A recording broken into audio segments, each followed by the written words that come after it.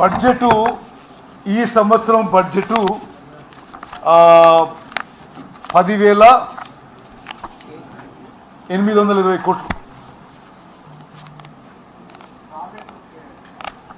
సరే అక్కడ కాయిదాలు ఏవి ఇష్యూస్? సరే నేను ప్రాజెక్ట్ లిస్ట్ మీకు ఇస్తాను. మేము శాసనసభలో నిన్న చెప్పినాం, బట్టి గారు చెప్పిండ్రు. నేను లిస్ట్ ఆఫ్ ప్రాజెక్ట్స్ మీకు ఇస్తాను. చూడ కేటగిరీ ఏ ప్రాజెక్ట్స్ కేటగిరీ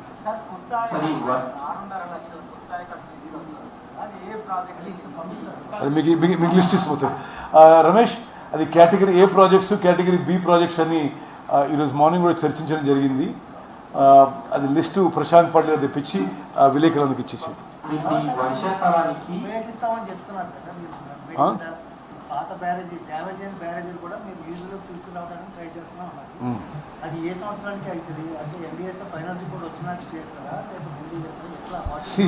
ఇప్పుడు మేము నేషనల్ డ్యామ్ సేఫ్టీ అథారిటీ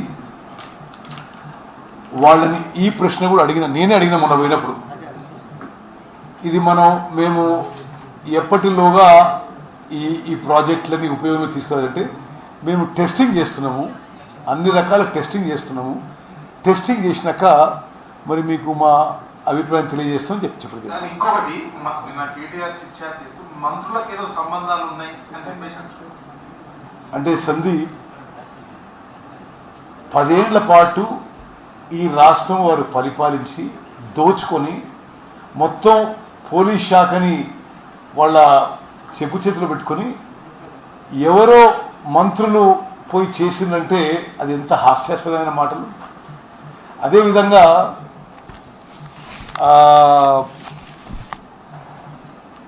అసలు అంటే అట్లా ఎవరన్నా బాధ్యత ఉన్న ప్రజా జీవితంలో మాట్లాడవచ్చు అట్లా? అసలు వాళ్ళు ఉన్నప్పుడే ఎఫ్ఐఆర్ ఫైల్ చేసిండ్రు. నార్మల్గా ఈ డ్యాములు, బ్యారేజీలు, ఈ ప్రాజెక్టులు 200-300 ఏళ్ల లైఫ్ ఉంటుంది. 2-3 ఏళ్లలో కూలిపోయిందంటే ఎంత సిగ్గుచేటో చెప్పి దేశం మొత్తం నవ్వుకుంటుంది బీఆర్ఎస్ని చూసి. అదే ఇంకొన్ని ఈ ప్రాజెక్టులు నేను చదివినిపిస్తాను మీకు. ఓకే, కొన్ని చిన్న ప్రాజెక్టులు, కొన్ని మీడియము, కొన్ని major. Neelwai project, Palemvagu project, Neelwai project, Palemvagu project, Mathadivagu project, SRSP phase 2, Sadarmat barrage, Pipri lift irrigation scheme, చిన్న Kaleshwaram lift irrigation scheme, Modikunta Vagu, lower Penganga, Chanaka Korata, Yellampalli project మిగిలిపోయిన పనులు, Devadula, Koil Sagar lift irrigation, Bhima, Nettempadu, Kalwakurthy, Dindi, AMR SLBC, Udaya Samudram, Gouravelli, ఈ ప్రాజెక్టులు ఇప్పుడు ఇమ్మీడియట్గా వార్ ఫుటింగ్లో చేపడుతున్నాం. 6.5 లక్షల ఎకరాలు ఆయకట్టు తీసుకురాల్చుకున్నాం. ఓకే, ఇంకొకటి నిన్న ఎన్డీఎస్ఏ రిపోర్ట్ కాదు, ఎన్డీఏ రిపోర్ట్ అని అన్నాడు. అంటే సందీప్ అతను పాపం అధికారం కోల్పోయి చాలా అధికారంలో వాళ్ళు లగ్జరీ ఎంజాయ్ చేసి దోపిడీ చేసుకొని పోయినాక ఒక ఫ్రస్ట్రేషన్లో, డిప్రెషన్లో ఏం మాట్లాడుతున్నదో ఆయనకి అర్థమవుతలేదు.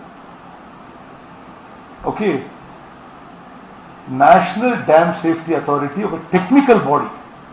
అందులో అందరూ ఇంజనీర్లు ఉంటారు, అందులో ఎవరు రాజకీయ నాయకులు ఉండరు.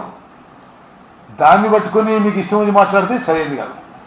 ఇప్పుడు ఈ వర్షాకాలానికి కాళేశ్వరంలో 3 బ్యారేజీలు అందుబాటులోకి వస్తాయా రావా అన్నది ఒక పాయింట్ చెప్పండి. రెండోది, ఇందాక ఉత్తర తెలంగాణకు నీళ్లు రాకపోతే దానికి బాధ్యత గత ప్రభుత్వమే వహించాలి అని అంటున్నారు. ఎంత మేరకు నష్టం జరిగేటువంటి అవకాశాలు ఉంటాయి ఉత్తర తెలంగాణ వాళ్ళు? ఇప్పుడు ఎల్లంపల్లికి పూర్తి స్థాయిలో నీళ్ళు వస్తే, అంటే కంటిన్యూస్గా నీళ్ళు వస్తే నష్టం పెద్ద జరగకపోవచ్చు. మీకు అంటే మీరు జాగ్రత్తగా వెళ్ళలేని అంతకుముందు వాళ్ళు మేడిగడ్డ నుంచి పెద్దగా నీళ్ళు ఇచ్చిందేం లేదు గతంలో కూడా. ఓకే, 5 ఏళ్లలో 60 టీఎంసీలు ఇచ్చిండ్రు, అంటే సంవత్సరానికి 13 టీఎంసీలు ఇచ్చిండ్రు. అంత మేరకు నష్టం జరగవచ్చు. ఎల్లంపల్లి మ్యాక్సిమం నిన్న రాత్రి నుంచి 5 పంపులు ఆపరేట్ చేస్తున్నాం. ఓకే, ఇప్పుడు పర్ డే 1.5 టీఎంసీ డ్రా చేస్తున్నాం. గోదావరి కృష్ణా ఫ్లడ్ ఫుల్ గా ఉంది. ఖరీఫ్ సీజన్ లో ఎంత ఆయకట్టుకు నీళ్ళు ఇస్తారు. తర్వాత ఏపీ సీఎం 1 ఫీట్ పాటు గేట్లు ఎత్తిపించాడు ఈ రోజు. అట్లే కింద కూడా సాగర్ నుంచి రైట్ కెనాల్ కూడా నీళ్లు ఇష్టారాజ్యంగా తీసుకుపోతున్నారు. అసలు బోర్డు మీటింగ్ లేదు. అట్లా మాట్లాడదు, మీరు అవగాహన లేకుండా మాట్లాడద్దు. బోర్డు మీటింగ్ లిఫ్ట్ ఎవరు చెప్పి నీకు ఇది రైట్ ఉండొచ్చు, మీరు సాగర్ గురించి మాట్లాడదు మీరు.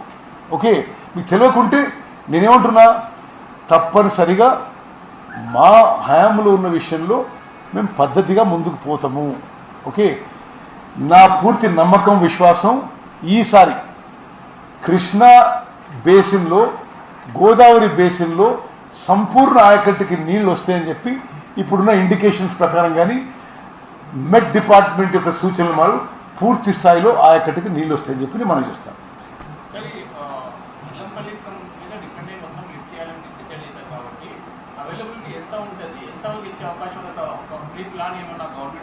అంటే government brother, Yellampalli full storage 20 TMC, దాంట్లో కొంత మేరకు హైదరాబాద్కి డ్రింకింగ్ వాటర్కి ఉపయోగించాలి, ఆ మిగిలిన వాటర్ ఇరిగేషన్కి ఉపయోగించాలి. ఆల్రెడీ మిడ్ మానేర్కి లిఫ్ట్ మొదలు పెట్టినాము. ఓకే, ఆడ నుంచి లోవర్ మానేరు అక్కడెక్కడ ఇరిగేషన్కి ఉపయోగించడం జరుగుతుంది. ఎల్లంపల్లి నుంచి గుర్తుపెట్టుకోండి మీరు, మేడిగడ్డ నుంచి చాలా లిమిటెడ్ ఉపయోగం ఇప్పటివరకు కూడా జరిగింది. అంటే వాళ్ళు ఏదో అసలు ఒక నిజంగా చాలా సిల్లీ ఉంది వాళ్ళ వ్యవహారంతో. మేడిగడ్డ లేనప్పుడు కూడా గోదావరి నీళ్ళు వాడుకున్నాం కదా. మరి అంత మేరకు తప్పనిసరిగా మేము చాలా సిన్సియర్గా కమిటెడ్గా గోదావరి బేసిన్లో కానీ కృష్ణా బేసిన్లో కానీ ప్రతి రైతుని ఆదుకోవడానికి ఉన్న నీళ్ళని సరిగ్గా ఉపయోగించుకొని ముందుకు పోతామని చెప్పి మనం చేస్తున్నాం. Thank you.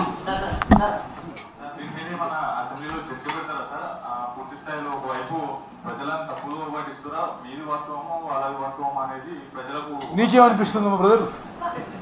నేనేమంటారంటే, మీరు చైతన్యవంతమైన వాళ్ళు, కొంత సబ్జెక్ట్ నాలెడ్జ్ ఉన్నవాళ్ళు ఒకసారి ఆలోచన చేయండి. మేము చెప్పిన విషయాల్లో మీరు ఆలోచన చేయండి. ఆయన ఇట్లుంటుండు ఈయన ఇట్లుంటుండు అంటే అసలు విషయం ఆ ప్రజల్లోకి పోదు.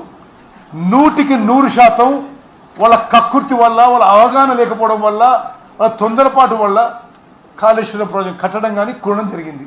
దాన్ని ఆ బదనాం ఇంకెవరినో మీద మోపే ప్రయత్నం చేస్తున్నారు.